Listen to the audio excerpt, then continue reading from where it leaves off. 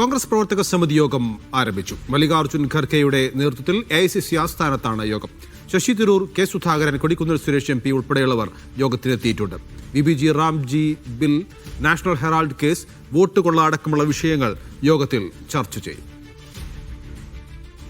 PR Aravind ഉണ്ട് വിവരങ്ങൾ നൽകാൻ. അരവിന്ദ്, ഈ യോഗം എത്രത്തോളം പ്രാധാന്യമുള്ളതാണ്? ശശി തരൂർ അടക്കമുള്ളവർ യോഗത്തിൽ പങ്കെടുക്കുകയും ചെയ്യുന്നുണ്ടല്ലോ.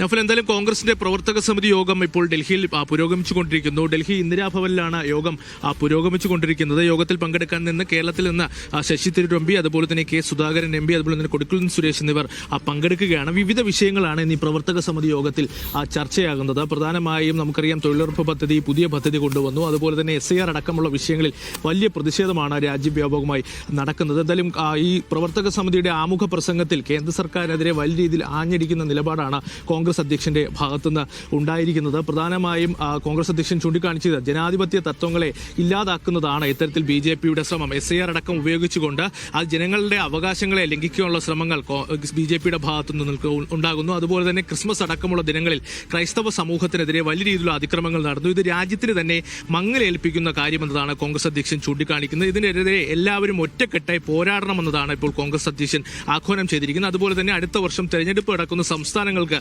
തെരഞ്ഞെടുപ്പിനൊരുങ്ങാൻ ഒരു ആഹ്വാനം കൂടി ഇപ്പോൾ കോൺഗ്രസ് അധ്യക്ഷൻ നൽകിയിരിക്കുന്നു. എന്തായാലും കോൺഗ്രസിന്റെ പ്രവർത്തക സമിതി യോഗം പുരോഗമിക്കുകയാണ്. തൊഴിലുറപ്പ് പദ്ധതിയുമായി ബന്ധപ്പെട്ട് കൂടുതൽ പ്രതിഷേധങ്ങൾ വരും ദിവസങ്ങളിൽ കോൺഗ്രസിന്റെ ഭാഗത്തുനിന്ന് രാജ്യത്തുണ്ടാകും. ഇതിനെല്ലാം ഒരു അന്തിമ രൂപം ഇന്നത്തെ പ്രവർത്തക സമിതി യോഗത്തോടുകൂടി ഉണ്ടാകുമെന്നാണ് പ്രതീക്ഷിക്കുന്നത്. നൗഫൽ. കോൺഗ്രസിന്റെ പ്രവർത്തക സമിതി യോഗം ഡൽഹിയിൽ പുരോഗമിക്കുകയാണ്. വിവരങ്ങളാണ് PR അരവിന്ദ്